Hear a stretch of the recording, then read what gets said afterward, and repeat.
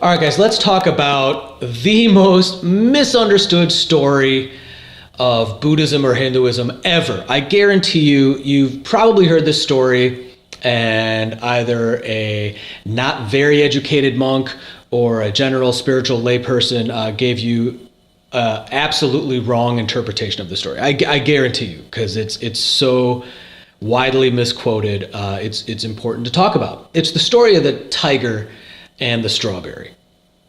All right, so here's the story. A man's traveling across a field and he encounters a tiger. So he starts to run, he flees, and the tiger chases after him. So he comes to a cliff and he starts to fall off. He falls off this cliff and he catches on to the root of a wild vine. And it swings himself down over the edge and he's hanging onto this vine. And the tiger's, growling at him and sniffing at him from above, trying to eat him. And he's scared, he's trembling, and he looks down and there's another tiger below him, also waiting to eat him. And let's face it, it's a cliff, so he'll fall to his death anyway, right? So all he's got is this vine to hang on to. Then he notices on the vine that there's two mice, one white and one black. And little by little, they are gnawing away at the vine. He's gonna die. I mean, he looks up, there's a tiger trying to kill him. He looks down, there's a tiger trying to kill him, and he'll fall to his death. And there's mice chewing at the vine that is currently the last thread of his life, literally. And then he sees a luscious strawberry next to him. So grasping the vine with one hand, he plucks the strawberry with the other. And how sweet it tasted. So that's the story, right? And here's the truth about this story. For some reason, almost everybody thinks this story is about enjoying the present moment. I've even heard monks, not Indian ones, mind you, not to be rude, but I've even heard monks tell their students that the lesson of this story is that because suffering is unavoidable and ignoring what you feel is negative, which is the tigers and the cliff and the vine and his impending death, while focusing on the present moment and enjoying and being grateful for this sweet strawberry is the meaning of the story. So people teach the story saying that even amongst all this danger, you can reach out and find something blissful. I mean, that's an okay lesson, but it's actually a dangerous, and let's face it, it's a shitty lesson. That's not what the story's about at all. It's so wrongly quoted. All that nonsense is the opposite of what this story is attempting to teach. And I've even seen ridiculous essays where people have broken down each element of the story. The white mouse means this, and the black mouse means this, and blah, blah, blah, and the vine means this. And they attribute some mystical, allegorical symbolism to them. It's all totally unfounded and totally out of context. There's no point to all that. It's actually a simple lesson from this story that everybody is completely screwed up. Right, this is not a feel-good story about enjoying the present moment by any means. It's an important lesson, however, about not getting distracted by pleasure. All right, so to understand this story in context with the lesson itself, let's look at another quick story. Okay, so, or a quick lesson. So here's the lesson. It's a Vedanta lesson. And it goes like this. Focusing on sense enjoyments is like a rabbit that is being chased by wolves, who sticks its head in a hole, thinking that because it's dark in the hole and it can't see because it's only its head that's in there, that the wolves also cannot see it. And the rabbit not realizing that its backside and its butt is still very visible, right? The rest of its body is very visible. So the wolves can still see it, but the rabbit thinks it's safe because it only stuck its head in the hole. And in fact, because it stopped running, its demise is inevitable. All right? That is actually a story with a similar lesson to the tiger and strawberry story. So let's get back to the tiger, the cliff, and the strawberry. All right? The point of this story is that this dangling man represents the foolish side of our nature, in that above him there's a tiger trying to eat him, and he's hanging on a vine, and he's about to fall to his death, maybe to another tiger, but instead of saving himself, he's distracted by a strawberry. Eating the strawberry is not a commendable action, as many people misunderstand it to be. It makes the guy an idiot. That's the point of the story. The purpose of the parable is to remind you to not fall for the strawberry. The strawberry is not a good thing. Enjoying the strawberry is not a good thing. Because, you see, the primary lesson of Buddhism or Vedanta is that your demise is not inevitable. Death is not inevitable. Okay? The point of the story is to remind you to stop being distracted by the quote-unquote fruits of life and free yourself from the perilous situation of suffering and samsara and maya to begin with. Okay, the fact that the strawberry is sweet and not sour is kind of what cements this character's idiocy or complacency even further.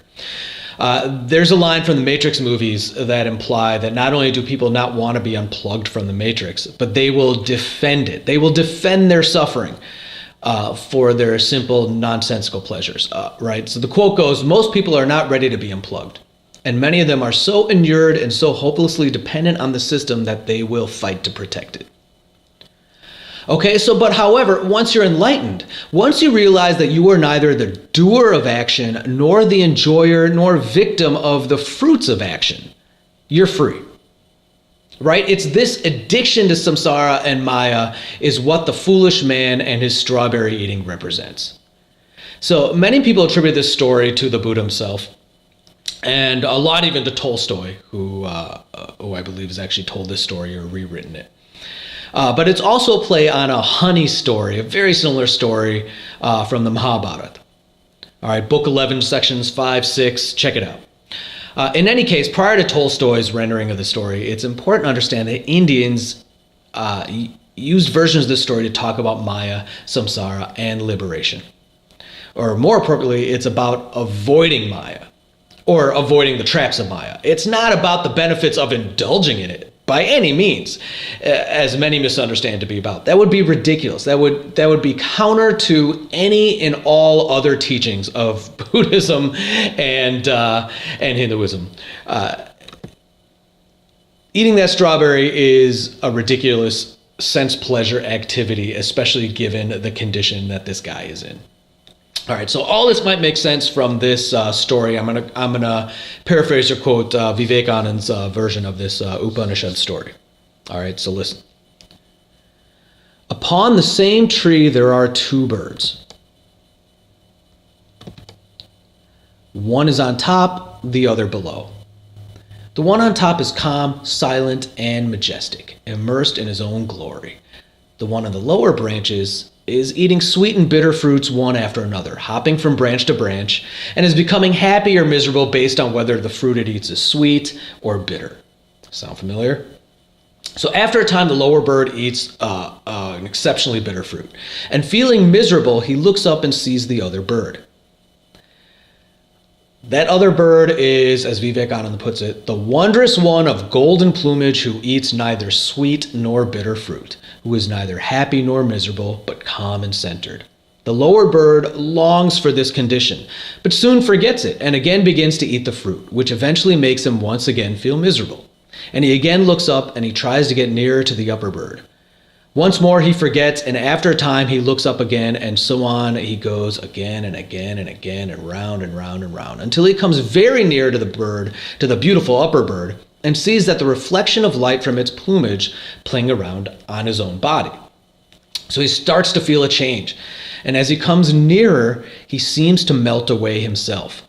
And everything about him melts away until at last he understands the most wonderful change. The lower bird, as it were, was only the shadow or the reflection of the upper bird. He himself was in essence the upper bird all the time. So this whole eating of fruits, sweet or bitter, this lower little bird, weeping and happy, depending on what kind of fruit he ate, was merely just a vain dream. All along, there was only the one real bird above, calm and silent, glorious and majestic, beyond grief, beyond sorrow. So we think that we are this lower bird, performing actions that yield results. Life is sometimes good, sometimes bad. And these such and such results are often called fruit in these old Indian stories. All right, but it turns out the entire situation is nothing to be worried about, because in reality, we are the upper bird, the one who has no need to eat fruits at all, because it's above all that nonsense. So now back to our story. In our story about the tiger and the strawberry, I mean, perhaps if that strawberry were bitter, the man may have been motivated to improve his situation, even if only temporarily, until, his next ADHD encounter with strawberries. But unfortunately, the strawberry was sweet. He got distracted. He will now die. What an idiot. Right? So, how someone teaches you this story or talks about this story is a great litmus test of validity. Right? If you have anyone, especially a teacher, tell you that the meaning of this story has anything to do with enjoying the present moment, and I'm not naming some swamis that I actually have heard say this. I won't even name what state they're in, because you'll find them, and I'm sure they're embarrassed enough once they actually look into it. But if anyone tells you the meaning of this story has anything to do with enjoying the present moment, you know now to just politely smile and probably find a better teacher. Right? So, instead of being distracted by the fruits of life, rise up and claim your sovereignty. So, don't eat that strawberry. Climb up that vine before the mice chew through it and kill that fucking tiger.